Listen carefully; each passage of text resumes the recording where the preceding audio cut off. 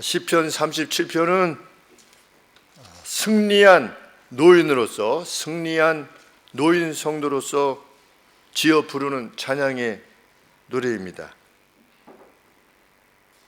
왜냐하면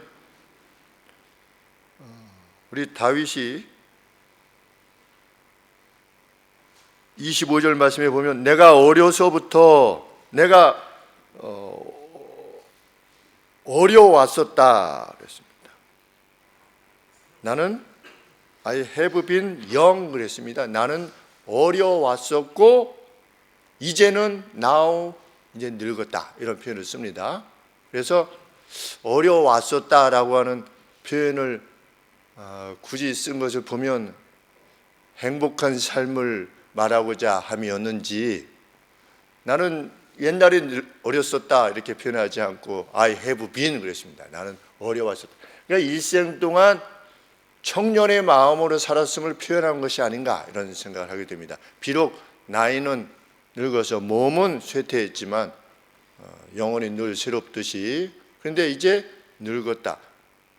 노인이 된 상태에서 지금 찬양을 지어 부르고 있는 것입니다. 나는 이 증언을 꼭 하고 싶다. 그건 뭐냐?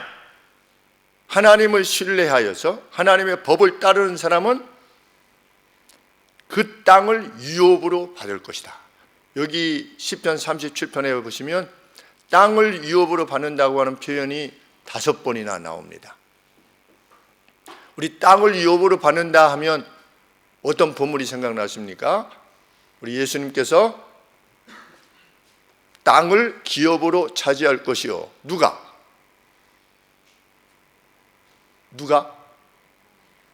네, 크게 얘기해 보세요. 누가 땅을 기업으로 차지할 것이요? 온유한 자는 땅을 기업으로 차지할 것이요. 바로 그 표현입니다.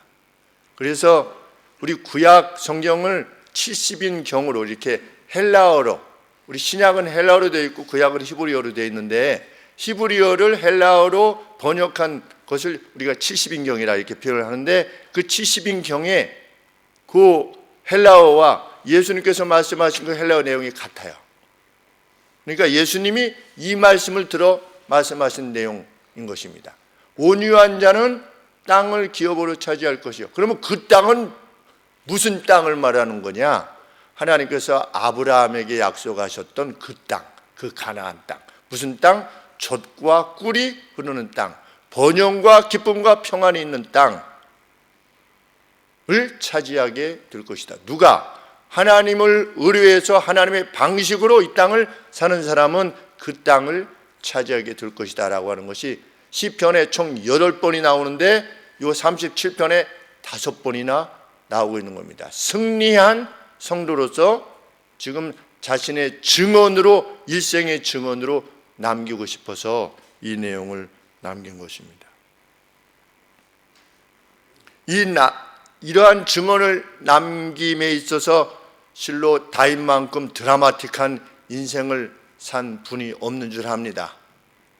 골리앗을 죽인 이후로 우리 다윗이 사울에게 참 자기의 장인입니다. 장인이 자기를 죽이려고 무려 10년간이나 마치 이를 잡듯이 수색을 해가지고 다윗을 죽이려고 했습니다. 그런데 다윗이 그 죽임을 당해야만 되는 이유는, 유일한 이유는 뭐냐? 그가 의로움의 길을 걸었기 때문입니다. 골리앗 때 나서지 않았으면 됐습니다. 나섰기 때문에, 하나님의 나라를 위해서 나섰기 때문에, 그 의인의 길을 갔기 때문에, 하나님의 백성으로서의 마땅히 걸어야 될 길을 갔기 때문에 지금 홍콩의 우리 크리스찬들도 뭡니까? 마땅히 걸어야 될 길을 가는 것입니다. 신앙의 자유를 위해서. 그것이 죽으면 죽으리라고 하는 그런 각오로 나아갔듯이 다윗 역시 그렇게 나아갔습니다.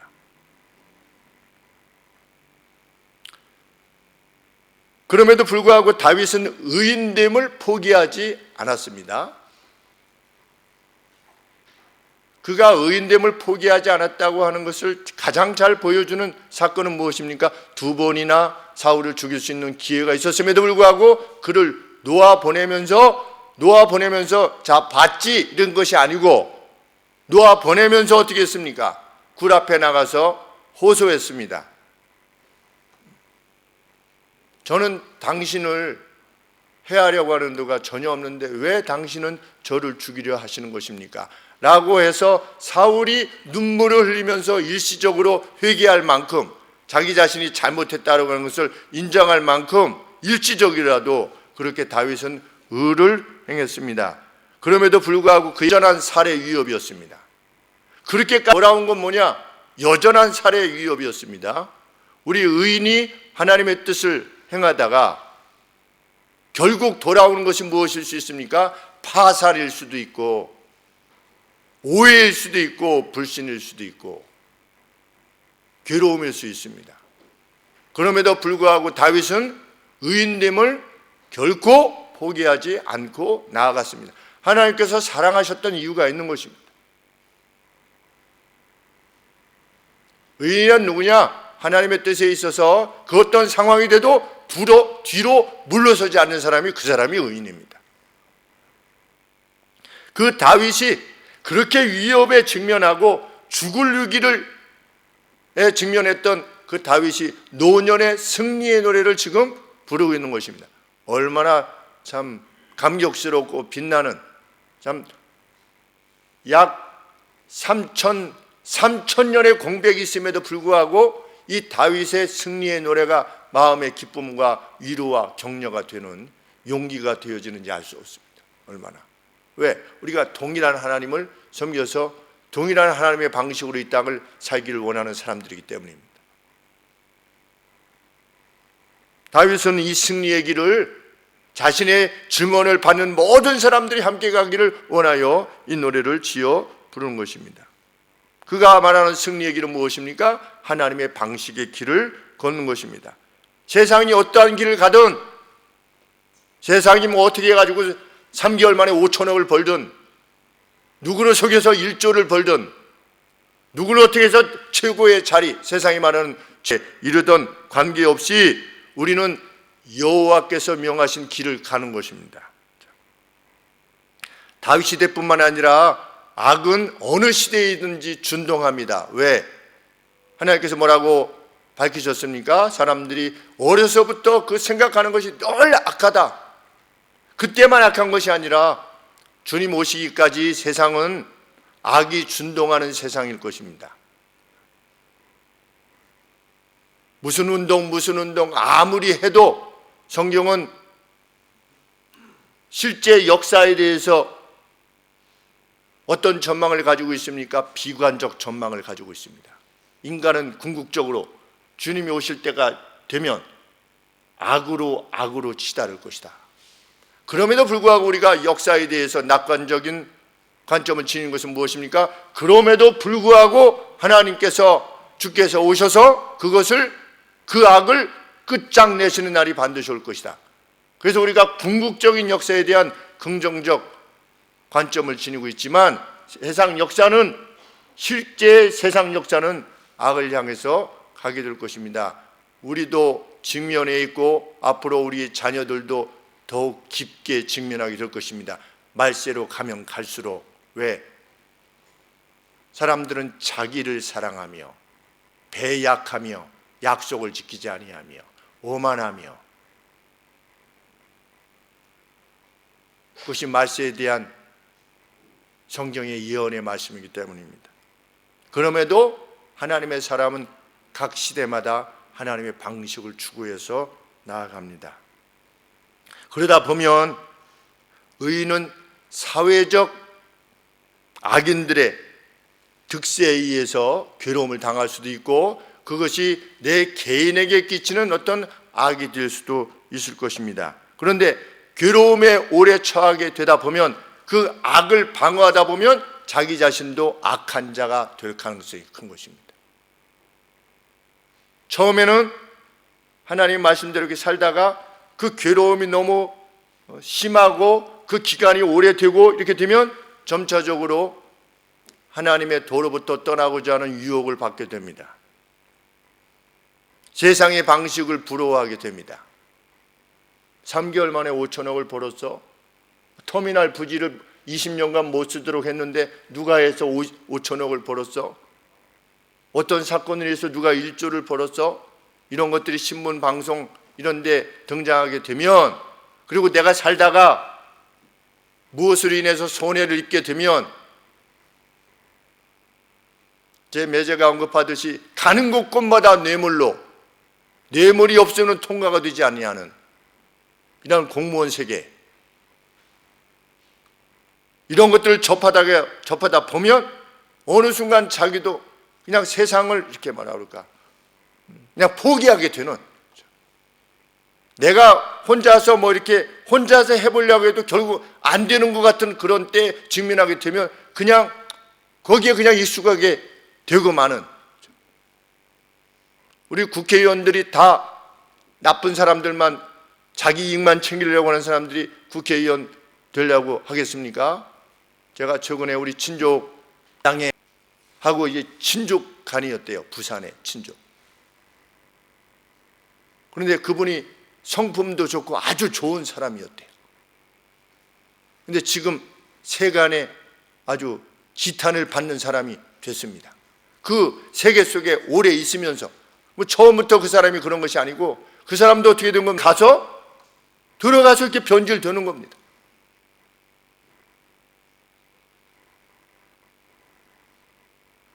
그런 말이 있지 않습니까? 부러워하면 지는 거다. 우리 1절에 뭐라고 되어 있습니까? 행악자를 인하여 초조해하지 말며 프렛하지 말며 안절부절하지 말며. 왜? 행악자가 잘 되는 겁니다. 행악자가 뭐냐? evil doer예요. 그러니까 악을 행하는 자, 악을 행해서 자기의 이익을 챙기는 자가 더 잘 되는 겁니다. 그럴 때 어떻게 하게 됩니까? 나는 정상적인 방법으로 하면 안 되는 겁니다. 그럴 때 어떻게 됩니까? 초조해집니다. 그런데 다윗이 뭐라고 말하는 겁니까? 행악자를 인하여 초조해하지 말며 불의를 행하는 자를 시기하지 말지어다. 사람들이 왜 그 길을 갑니까? 하나님 방식대로 하니까 안 된다고 생각하는 겁니다. 정말 안 됩니다, 세상 속에. 그래서 무슨 말을 하다가 무슨 세상에 어떤 불의 이런 것들이 나오면 그냥 자기 안에 그동안에 느꼈던 모든 것들이 다 튀어나오는 겁니다. 맞습니다. 세상은 이렇습니다. 이래서 이렇습니다. 그래서 우리가 안 되는 겁니다. 그가 아니라고 성경이 말하고 있지 않습니다. 그거 사실이라는 거죠. 다윗의 시대에도 마찬가지였다는 겁니다. 사회적 악, 그 기관마다 이게 스며들어 있는 어떤 부패, 이런 것들에 대해서 초조해하지 말라. 부러워하지 말라. 시기하지 말라. 노년에 승리한 다윗이 언급하는 것입니다.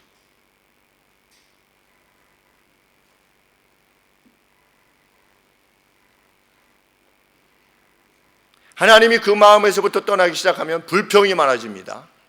사회에 대한 불평, 제도에 대한 불평,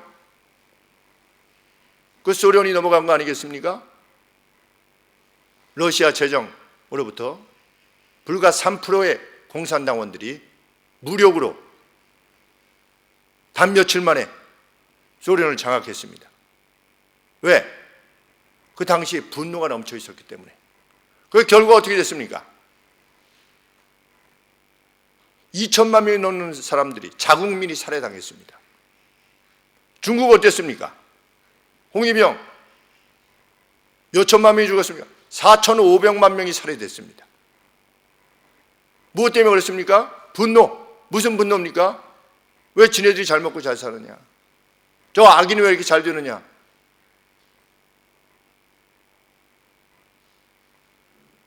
성경은, 다윗은 분명히 우리에게 가르치는 겁니다.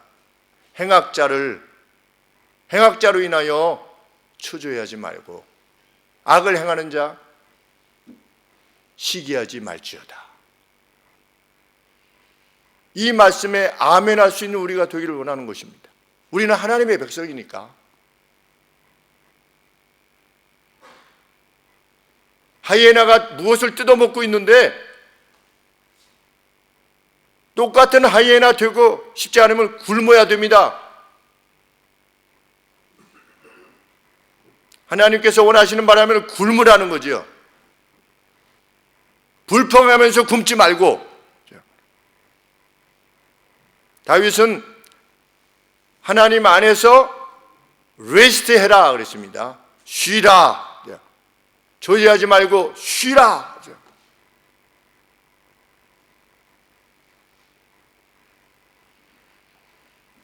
악인이 권세를 누리고 돈을 억수로 쌓아놓아도 못된 방식으로 호의호식한다 할지라도 조바심을 내거나 부러워하지 말라.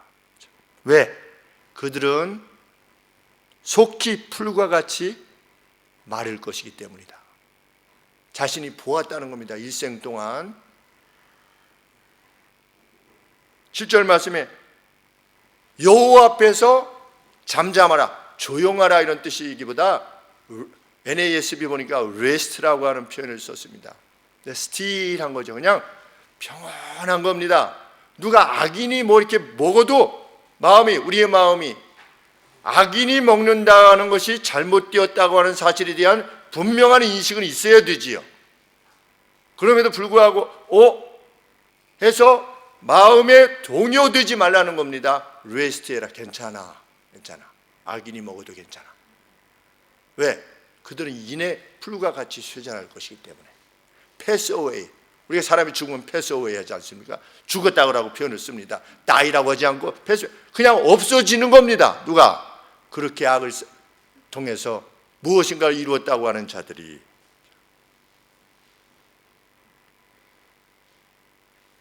화를 멈추고 분노를 그만두라. 오늘 37편에 보면 화, 분노. 8절 말씀에 그러한 조바심은 오직 악행으로 이끌 뿐이기 때문이다. 자기 자신도 악을 향해서 가게 하는 겁니다. 그래서 극우와 극좌가, 극과 극은 통하는 거 아니겠습니까? 조바심이라고 하는 것은 뭐냐? 생애 내에서 하나님을 배제시킬 때 나오는 태도입니다. 조바심, 불평, 화. 하나님께서 우리의 생애를 지배하신다고 하는 사실을 배제시키는 것. 그때 무엇이 옵니까? 삶 속에 불평. 불평이 오면 제일 먼저 그 대상이 누굽니까? 자기 가족입니다. 가족부터 불평하기 시작합니다. 하나님을 배제하면서 오는 겁니다. 그 다음에 자기가 있던 공동체, 내가 속해 있는 직장, 그리고 조금 더 사회, 이 나라, 헬 조선 이렇게 되는 겁니다. 우리 그리스도인은 결코 이 나라가 헬 조선일 수 없습니다. 왜? 우리 아시아 쪽에서 유일하게 곳곳마다 십자가가 그리스도의 복음이 전해지고 있는 나라가 우리나라밖에 없기 때문입니다. 어떻게 우리가 그리스도인이 이 땅을 헬 조선이라고 말할 수 있겠습니까? 복음이 있는데. 공산주의가 남하할 때 유일하게 누가 막아냈습니까? 교회와 이 땅의 사람들이 막아냈습니다. 그 자유를 위해서, 특별히 신앙의 자유를 위해서. 1962년에 김일성이 모든 교회 다니는 사람을 없애라 교시를 내렸음에도 불구하고 남한은 그것을 지켜낸 겁니다. 이제 다시 위협받고 있지요.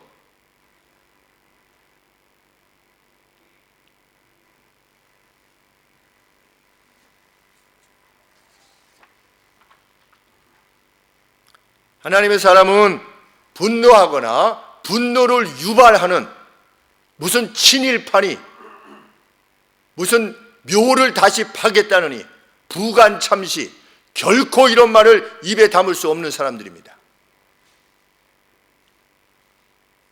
묘를 파내서 어떻게 하겠다? 그 분노, 자신이 살았던 시대도 아닌, 자기가 살아보지도 않았던 시대에 대한 분노, 저기 거꾸로 동학혁명까지 가서 100여 년이 넘는 것까지 가서 그 분노, 성경은 분노하는 자, 불평하는 자, 하나님의 사람일 수 없다.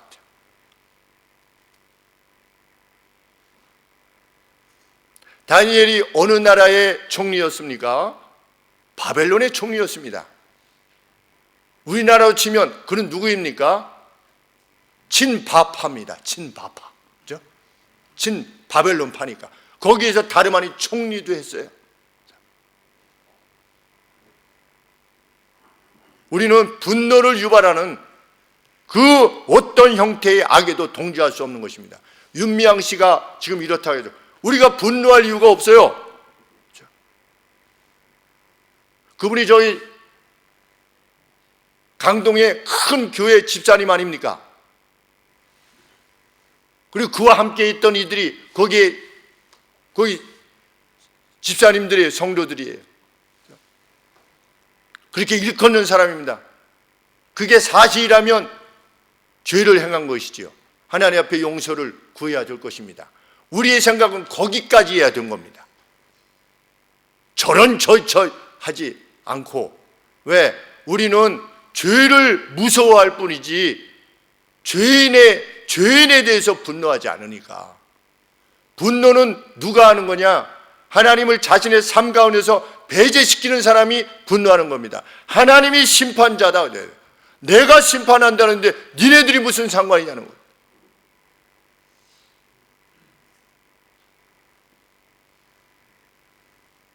(16절) 말씀에 하나님의 사람은 누구냐? 많은 악으로 인해서 넘치는 이보다 의인의 적음을 더 낫다라고 말하는 사람. 내가 의인이기에 더 적게 가질 수밖에 없는 이것을 더 나은 것으로 여기는 사람, 그 사람이 어떻게 될 거다? 땅을 차지하게 될 것이다. 그래서 온유한 자는 복이 있나니 저희가 땅을 차지할 것이요. 그 땅입니다. The land. 무슨 땅이냐? 아브라함에게 약속하신 그 땅인 겁니다. 그러면 그때의 온유함이라고 하는 건 뭐냐? 그냥 뭐 물에 물 탄 듯 술에 술 탄 듯 그냥 그 사람은 원래 그래. 그 사람 자신이 뭐 화도 안 내고 이런 게 아닌 것입니다. 여기서 말하는 온유함이란 뭐냐? 용기가 수반되지 않으면 이럴 수가 없어요. 용기 있는 사람이 불평하지 않는 겁니다. 용기 있는 사람이 화내지 않을 수 있는 것입니다. 그래서 온유한 사람이 되기 위해서는 진정한 용기가 필요한 것입니다. 힘이 필요하고 내 자신에서 나의 죄의 오염됨으로 인해서 일어나는 걸 어떻게 해야 돼요? 그걸 붙잡고 억제할 수 있어야 돼요. 그 힘이 없으면 안 되는 겁니다. 분노할 수밖에 없게 됩니다.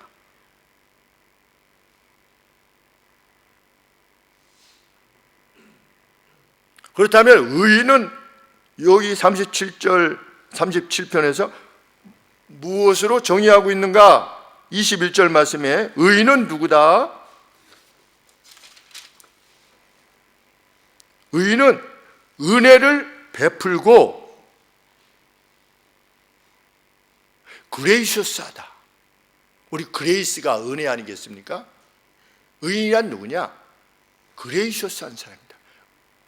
그냥 거저 주는, 우리가 하나님의 은혜를, 오늘 말씀 듣고 하나님의 은혜를 받았습니다. 뭐가 은혜입니까? 내가 받을 수 없는 자격에 있고 아무것도 주님을 위해서 한 것이 없음에도 불구하고 거저 주셨구나 라고 하는 것을 깨닫게 되는 것이, 그게 은혜를 받은 겁니다. 그러다 보면 이제 마음이 뭉클해지는 거지요. 하나님이 나를 이만큼 사랑하시는구나.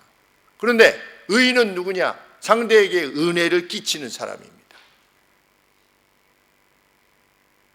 나와 이 사람과의 관계가 그 어떤 이익의 관계도 없는데 이 사람이 내게 거저 사랑을 베푸는 것입니다.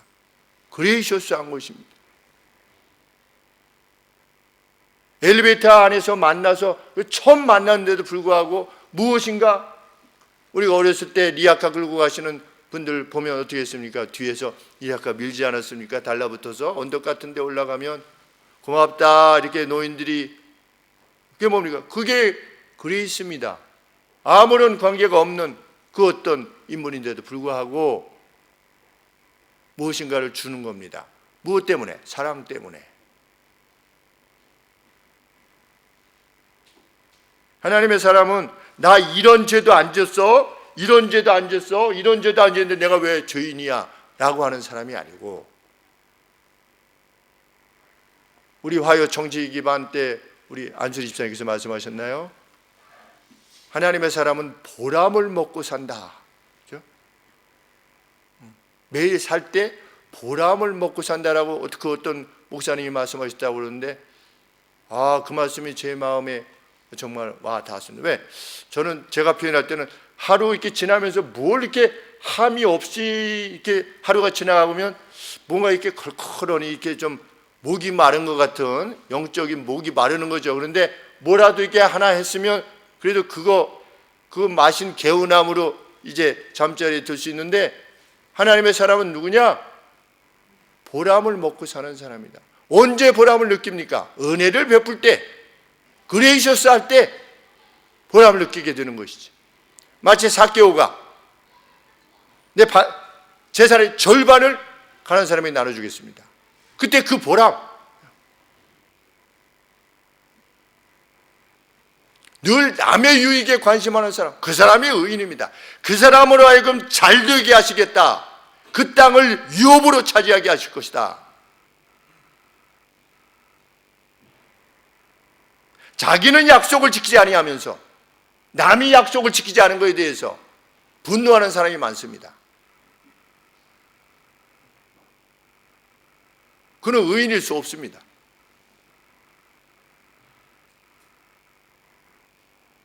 또 의인은 누구냐? 30절에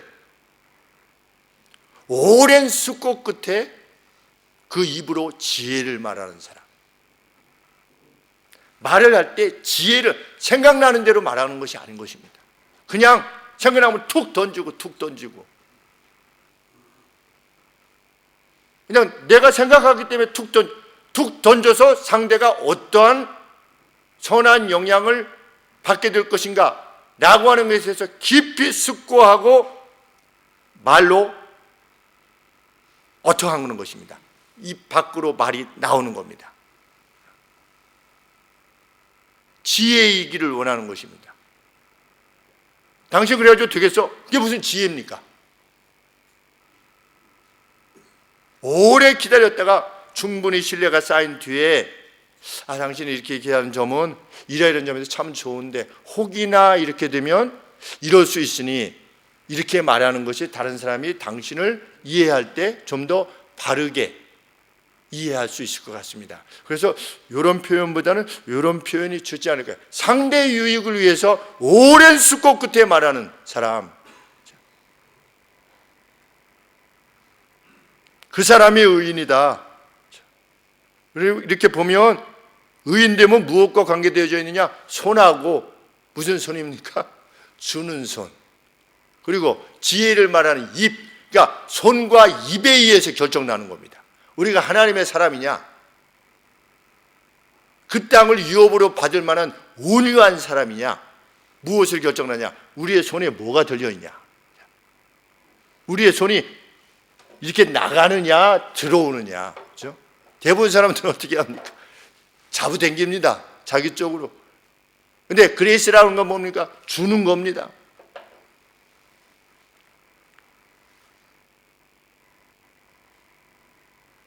우리가 사회에 대해서 무엇을 논할 때도 그 상대를 모욕 주기 위해서가 아니라 그 악한 시스템을 고쳐서 선한 것을 향해 갈 수 있도록, 그래서 오직 사랑만을 위해서 행하는 것입니다.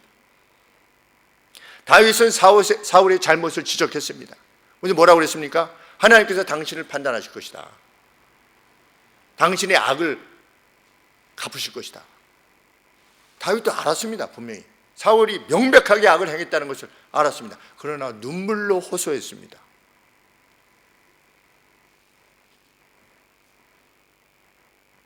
저도 어제 어떤 전화를 받았습니다. 선배 목사님한테 전화를 받았는데 어떤 선한 일에 동참하자라고 이렇게 받았는데, 노예에서 이제 그 교회 일로 말미암아 어려움이 발생했는데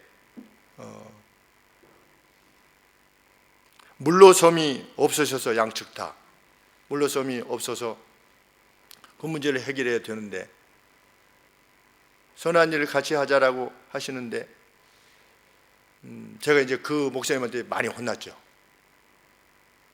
이것은 이렇게 하는 것이 법적으로 옳으니 이렇게 하는 것이 합당한 줄 압니다. 그랬다가 이제 노예 공개석상에서 이제 혼나기도 하고, 이 목사가 그렇게 말한 거 사과하시오! 이렇게 했던 목사님이 이제 저한테 전화하셔서 어떤 선한 일을, 그러니까 제 아내가 목사님 왜 전화하셨대?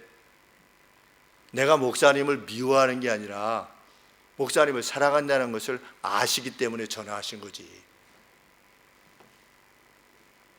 그래서 어떤 모임이, 이제 첫 모임이 있는데, 아주 좋은 모임이 있는데 그 모임에 같이 우리 교회도 동참했으면 좋겠다고 하시는데, 그 모임 자체는 아주 좋은 것입니다. 그런데 함께 할 것이냐 말 것인가를 고민해야만 합니다. 왜? 노예 안에서의 어떤 문제를 원활하게, 그리고 하나님께서 원하시는 어떤 노예도 법이 있거든요. 헌법이 있고 노예법도 있고, 그런데 이 노예법 내에서 양측이 이렇게 하고 물러서지 않는 팽팽함이 있을 때는 이쪽과도 연대해야 되고 이쪽과도 연대해서 서로 간에, 서로가 악인이 아니지 않습니까? 우리 특별히 같은 교회 내. 그러면 이 문제를 해결하기 위해서는 어떻게 해야 되는 겁니까? 제가 당신을 사랑합니다. 그래서 이렇게 드리는 말씀입니다. 제가 당신들을 사랑합니다. 그래서 드리는 말씀입니다. 이렇게 해야만 뭐가 되는 겁니까? 피스메이커가 될 수 있기에. 그러면 저 개인적으로도 저에겐 그런 마음은 없습니다. 왜? 사랑해서 제가 기도하면서 혼난 거니까. 그럼에도 불구하고 지혜를 구해야만 합니다. 그래서 그런데 좀 좋은 일이니까 참석하면서, 목사님 그런데 지난번 이렇게 하신 것은 이렇게 하셔서 이렇게 하시면 좋지 않겠습니까? 제가 전화로 요청하셔서 제가 갔잖아. 요청 하나 들어드렸잖아요. 그러면 요청을 들어드리면서 저도 원래 본질적인 것에 대해서 말씀을 드려야 되지 않겠습니까? 그래서 이제 고민하는 겁니다. 어떻게 할 것인가? 하나님이 허락하시지 않으실지 모르겠지만 제가 늘 제 자녀들에게 너희 셋 중에 한 명은 정치로 나가야 된다. 나라를 살려야 된다. 나라를. 정말 나라를 위해서. 그런데 어느 정도 인물이어야만 되느냐? 양쪽 다로부터 신뢰를 얻을 수 있는 사람이다. 악한 자들로부터도 신뢰를 얻을 수 있어요. 저 사람은 나를 미워해서 그런 것이 아니라고 하는 신뢰를 얻을 만큼 큰 인물이 되어야만, 이게 누굽니까? 복음의 큰 인물인 것입니다. 살아가여 행하는 겁니다. 그래야만 진정한 피스메이커가 될 수 있으니까. 무슨 떡고물을 얻어 먹으려고 해서가 아니고, 상대를 물리쳐야만 내게 무엇이 와야만 되기 때문이 아니라, 그것이 요셉이고 다니엘이 아니었겠습니까? 솔로몬이고. 제가 최근에 마음에 두고 있는 것은 솔로몬의 판결. 그 두 여인이 와가지고 서로 이렇게 했을 때 그것이 하나님께서 주신 지혜의 정수였습니다. 어떤 차원에서 그것이 정수였을까 생각해 볼 때 그 판결에 대해서 그 누구도 이의 제기를 하지 않는 겁니다. 그것이 지혜입니다. 내가 어떤 말을 하고 어떤 결정을 내리고 했을 때 그 결정을 내린 동기와 실제적인 행함을 봤을 때 이쪽 편에서 보든 이쪽 편에서 보든 심지어는 원수 편에서 보아도 그것이 옳은 것으로 인정받을 수 있는 것, 그것이 지혜입니다. 그런데 의인은 누구냐? 그 입으로 지혜를 말하는 사람이다. 그러한 자가 누굽니까? 온유한 자입니다. 땅을 기업으로 받게 될 것이다. 번영과 평강 가운데 거하게 할 것이다. 내가 일생 동안 지켜봤다. 다윗이. 그는 혹 넘어진다 할지라도, 우리 의인들도 넘어질 수 있지 않습니까? 어떤 위기를 당해서 넘어지려고 해도 걱정하지 말래요. 왜? 24절에 보니까 하나님께서 그의 손을 붙드실 것이기 때문이다. 곤두박질 쳐지지 않을 거래요. 넘어지는 한이 있다 할지라도 곤두박질 쳐지지는 않을 것이다. 왜? 하나님이 붙으실 것이기 때문에. 우리 다윗이 블레셋으로 도망갔습니다. 그래가지고 블레셋이 이스라엘이랑 싸움을 하게 됐어요. 그래서 할 수 없이 다윗이 어떻게 됐습니까? 거기에 참가해야만 했습니다. 근데 하나님이 뭘로 막으시는 겁니까? 블레셋 장군들이 저놈은 저 블레셋 우리 저 골리앗 죽인 사람인데 어디에 같이 되나? 그들 내에 그걸로 인해서 다윗으로 이스라엘과 싸울 때 그것을 막으시는 겁니다. 하나님께서. 아브라함이 살아요, 안 해요? 우리 저 동생이라고 합시다. 당신 때문에 나 죽을 수도 있으니까 좀 동생이라고 합시다. 그래가지고 갔어요. 그래가지고 애굽 왕이 바로가 아주 그냥 뭐 육축을 많이 주고 뭐 이렇게 많이 줬어요. 근데 기뻤겠습니까? 아브라함이 자기 아내를 그렇게 됐는데 무엇이 그의 기쁨이 되겠습니까? 아브라함은 어쩔 수 없었어요. 뭐 넘어질 수밖에 없어요. 아내를 빼앗길 수밖에 없어요. 일생에 있어서. 우리가 살다 보면 파산할 수도 있어요. 정말 쌀이 없을 때도 있어요.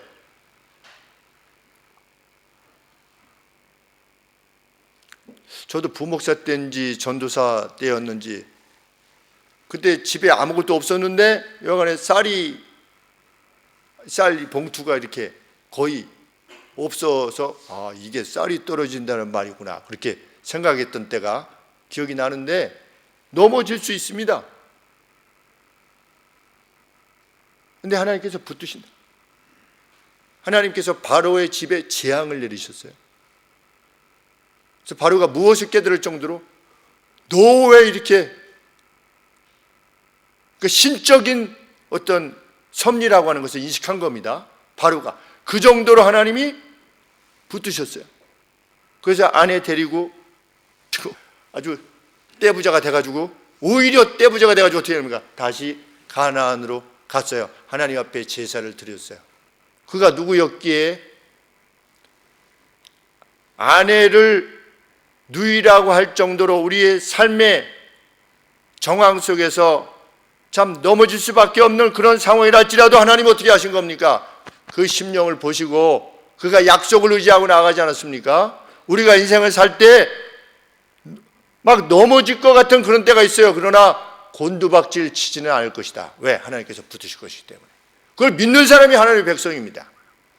어떤 방식으로 믿느냐? 하나님의 방식으로 행하면서 믿는 것입니다.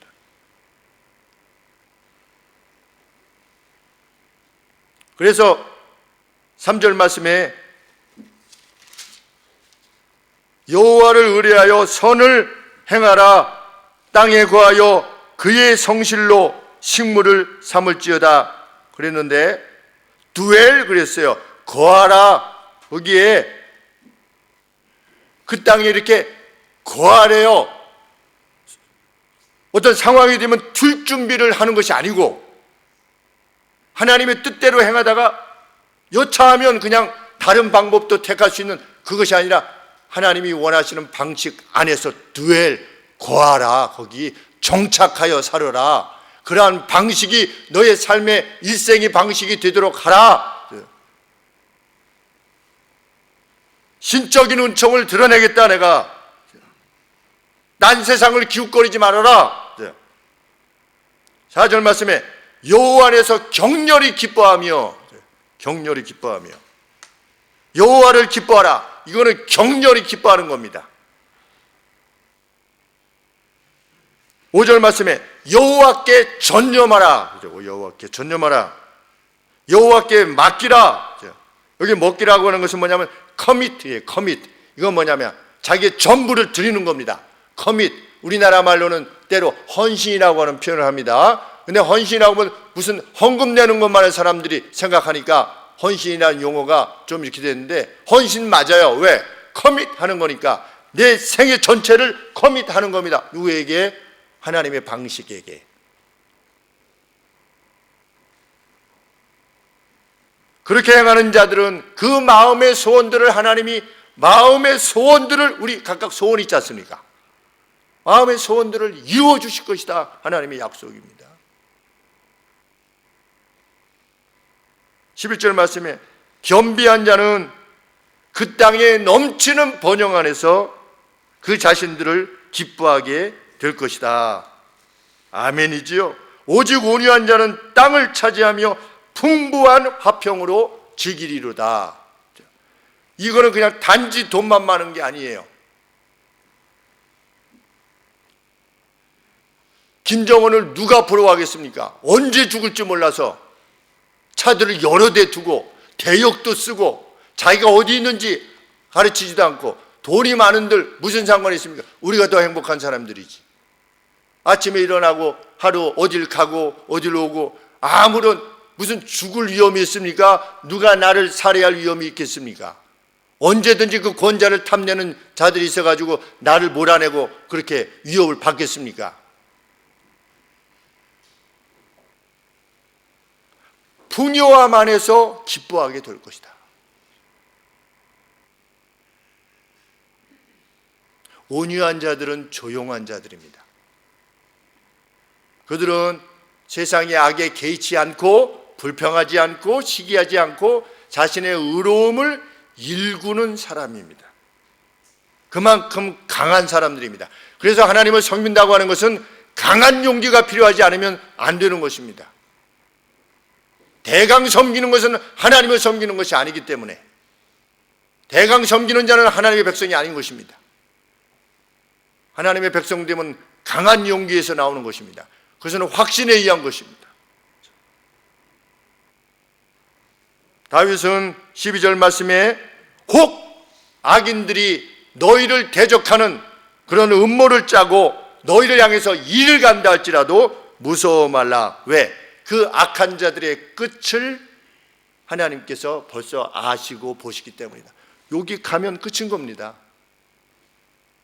뭐 의인을 막 이렇게 하려고 그러는데 하나님께서는 벌써 그의 끝이 이르렀다는 것을 벌써 이 끝이 여기까지라고 하는 것을 아시는 것이지요. 내 개인적으로 그것을 막아설 방식이 전무하다 할지라도 두려워할 이유가 없다. 왜? 15절 말씀에 그들의 칼로 그 자신의 가슴을 찌르도록 하실 것이기 때문이다. 누가? 하나님께서. 원수가 나를 대적해도 의인인 나를 대적해도 하나님께서 그렇게 행하실 것이다. 하만을 하나님께서 교시대 위에 달게 하셨습니다. 사자굴에 다니엘을 넣으려고 했던 악한 자들이 사자굴 속에 던져 사자밥이 되게 하셨습니다. 누가 하셨냐? 하나님께서 행하셨다. 19절 말씀에 악한 시대 속에서도 하나님은 의인을 수치와 관계없는 자로 세우실 것이다. 그리고 기근의 날에도 넘치게 하실 것이다. 누가 기근의 날이 넘치게 했습니까? 사렙다 과부, 이방 여인, 기근의 날에도 하나님은 채우신다. 능히 채우실 수 있으시다. 문제는 뭐냐? 내가 하나님 앞에서 의인이고 하나님의 방식을 정말 내 삶 전체를 커밋해서 내가 드리고자 하는 인물인가? 시간이 나면 하나님 옆에 드리고 안 나면 못 드리고 위기가 닥치면 하나님 옆에 나가는 것이 아니라 그 위기를 해결할 수 있다고 하는 사람들을 먼저 찾아가고 거기에 시간을 일주일 내내 드리면서 하나님 앞에는 나오지 아니하는 그러한 방식으로는 그 땅은 없는 것입니다.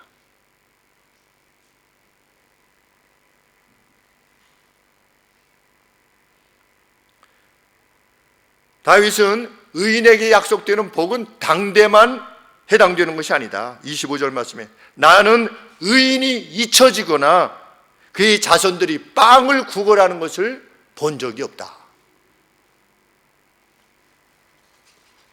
종일토록 베풀고 꾸어주는 사람 26절에 그 자손이 복을 수행한다. 수확한다. 누가 종일토록 베풀고 꾸어 눈물로 씨를 뿌리는데 누가 그것을 수확한대요? 자녀들이 수확한대요. 자녀들이. 금요일 날 순창에 다녀왔습니다. 순창에 장례식가 열려서 노예 선배 목사님 꽤 멀더라고요. 고추장을 생각하면서 갔는데 그런데 90세 되신 권사님, 어머님 권사님이 이렇게 이제 영정 사진을 이렇게 했는데, 그 선배 목사님이 이제 사위로서 설교하시면서 진도에서 처음 예수님을 믿으신 분이에요. 진도. 그러니까 진도가 섬 아니겠습니까? 섬은 이 미신들로 배 타고 나가는 분들로 인해서 미신들이 많은데 거기서 예수님을 믿게 돼서, 그런데 그 어머님이 신장이 안 좋으셔가지고 젊으셨을 때 이렇게 막 배가 이게 부르고 있었는데, 서울에서 신유의 은사를 받으신 분이 계시다고 해서 이제 뭐라도 해야 되니까, 그래서 서울로 올라와서 기도를 받으신 후에 그 신장이 다 나으신 거예요. 그런 치유의 은사를 이제 경험하시고 일생 동안 기도만 하다가 가셨다. 그래서 그 친족들을 다 전도하고, 그래서 그 아래로 여러 목사님들도 나오고 전부 다 이 믿음의 가족이 되어서, 그래서 제가 이렇게 말씀드렸습니다. 정말 이 주님의 가정에 태어났다는 것이야말로 전적인 은혜가 아닐 수 없습니다. 저도. 그래서 서로 간에 이렇게 참 믿음의 선진들을 지니게 하신 그 은혜를 서로 나누는 그러한 시간을 갖게 되었는데, 그 자손들이 복을 받는 것입니다.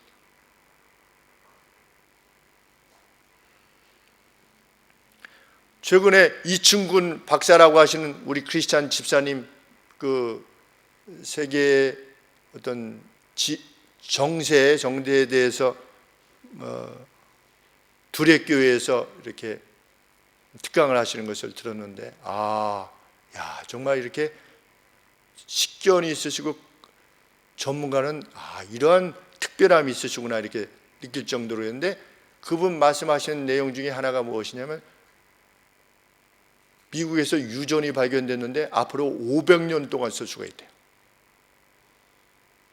그 소리를 딱 듣는 순간 청교도가 생각났어요. 청교도.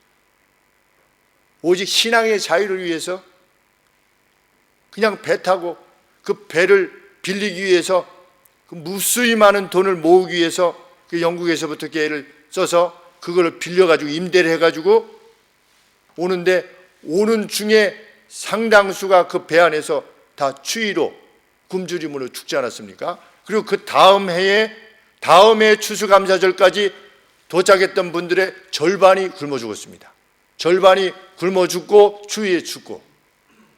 근데 그 후손들이 살아가는 땅이 미국 땅이지요. 그런데 그 미국 지폐에는 뭐가 있는 것입니까? 우리는 하나님을 트러스트한다. 그래서 정말 그런가 해가지고 그 미국 달러들을 이렇게 봤습니다. 그랬더니 정말 그 글씨가, 그 글자가 그 지폐마다 다 있어요. 우리는 하나님을 신뢰한다. 돈에 하나님을 신뢰한다라고 이렇게 기술한 나라는 미국밖에 없대요, 지금. 그리고 자기가 거듭난 크리스찬이라고 스스로를 말하는 사람이 미국에 1억 명이 넘는데요. 그분들이 다 형제 자매예요.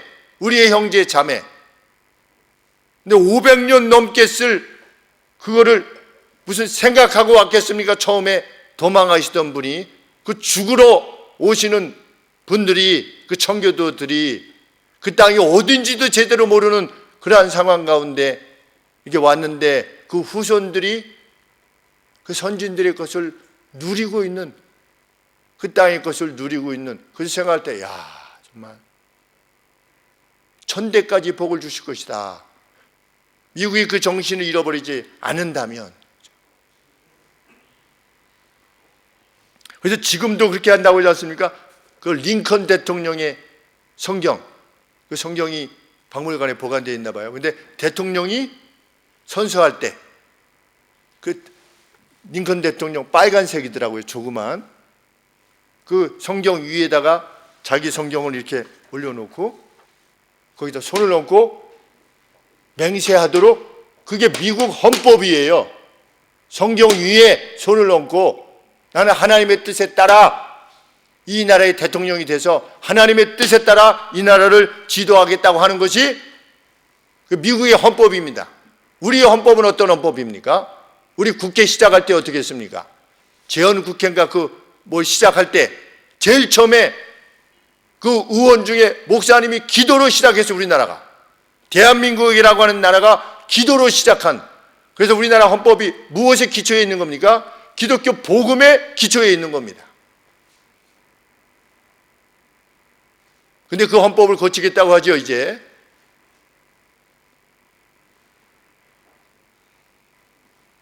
성경은 무엇이라 말하신 것입니까? 9절 10절에 악행하는 자들은 끊어져 더 이상 있지 않게 될 것이다. 20절 말씀에 연기같이 흩어져 버릴 것이다. 사라져 버릴 것이다. 경고하시는 것입니다. 내가 주의 깊게 살폈다. 누가? 다윗이. 그 악인, 그렇게 위세등등하던 악인이 어디 있지? 주의 깊게 살펴도 내가 찾지 못하였다. 왜? 하나님께서 끝장내셨기에. 사울이 그렇게 갔지요? 하만, 나발도 충이 먹어 죽고, 헤롯은 59세에 충이 먹어 죽었습니다. 헤롯, 자기를 신이라고 했던 우아하는 태양과 같이 받들었던 헤롯, 그것을 제지하지 않고 그냥 두었던 헤롯 59세 때 충이 먹어 죽었습니다. 네로가 몇 살 살았는가 보았습니다. 네로가 몇 살 살았을까요? 기독교를 핍박했던 네로 32살에 죽었습니다.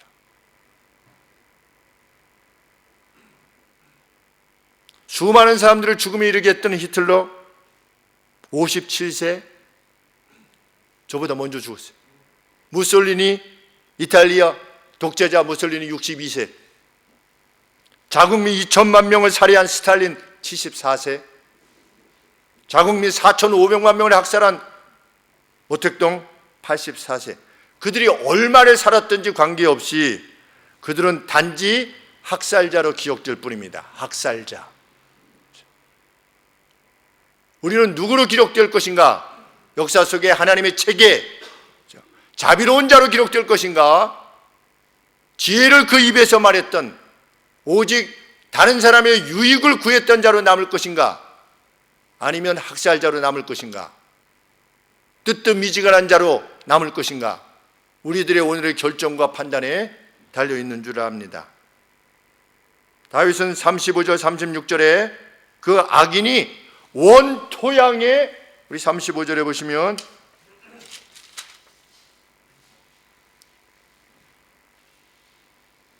그 본토에 선, 이게 본토에 선, 이게 무슨 뜻이냐면 원토양, 이게 옮겨 심은 게 아니라 그 자랄 때부터 있으니까 얼마나 견고하겠습니까? 근데 악인이 그렇게 견고했다는 거죠. 그런데 그 자기의 원토양에 그 자신을 펼치고 있는 나무같이 강하게 여겨졌던 그 악인이, 그 사나운 악인이 더 이상 찾아볼 수 없는 존재가 되었음을 보았다. 시편 1편의 말씀대로 악인은 겨와 같을 것이다.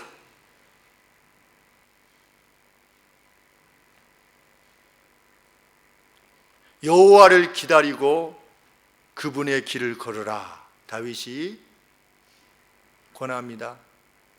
이것은 무엇을 말하는 것입니까? 인내의 시간이 필요하다는 것을 말합니다. 여호와를 기다리라. 기다리는 시간이 필요한 것입니다. 때가 되면 거둘 것이다.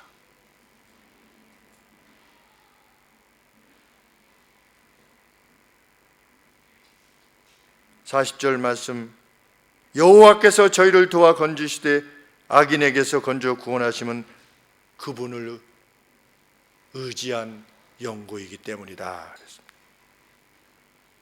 선을 행하다가 낙심치 아니하는 우리가 되기를, 용기 내어 공중 권세 잡은 원수 마귀와의 싸움, 분노, 불평, 그것이 아니라 의로움의 길에 서서, 그 땅에 서서 계속하여 묵묵히 눈물을 흘리며 선한 것을 위하여 수고하고 희생하고 나아가는 우리가 될 때, 우리 또한 우리의 노년에 이러한 증언을 남기게 될 것을 확신합니다.